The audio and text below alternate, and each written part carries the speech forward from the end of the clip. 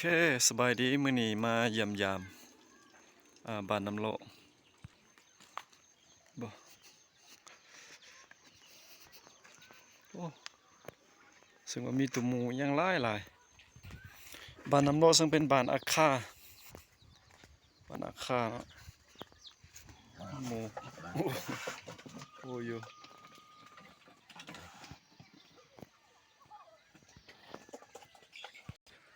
ส่วนนี้จะเป็นเหล้าเข้าเนาะมันบ่แม่นเฮือนส่วนนี้จะเป็นเหล้าเข้าเขาจะเอาไว้อยู่นอกบ้านเนาะส่วนนี้จะเป็นเหล้าเข้า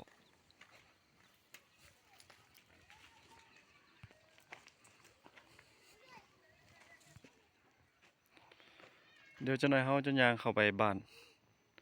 ไปเบิ่งในบ้านว่าเป็นแนวใด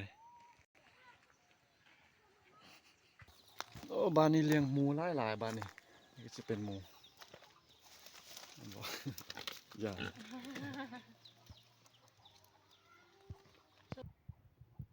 ยันหมูบักตุ้ยเว้ยเฮือน2ชั้นโอ้เฮือนนี่พิเศษเลยมีต้นไม้อ้อมมีแบบธรรมชาตินะ มีเป็ดมีไก่บักหลายๆ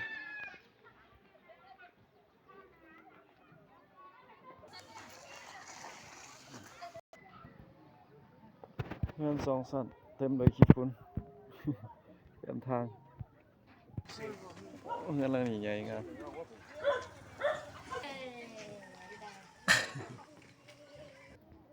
ไก่ตัวไก่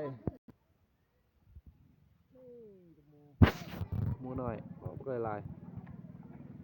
เห็นบ่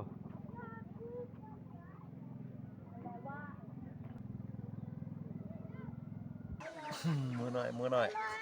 เห็นบ่อุด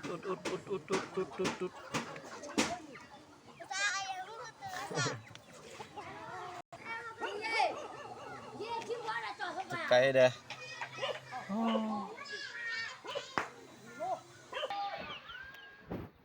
กินข้าวแรงละ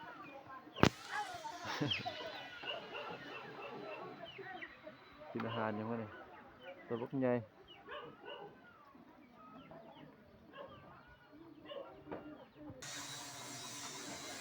ยามแรงว้ายโอ้มันก็เจ็บตีนมันว่าตัวควายตัวตะกี้ก็เจ็บตีนตัวนี้ก็เจ็บตีนเห็นบ่หัวมันเจ็บเนี่ยเห็นบ่ตีน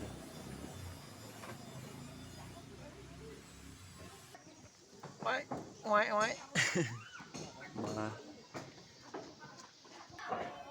อันนี้คือจะเป็นหัวตัวลิงเนี่ย หัวตัวลิงได้ไหม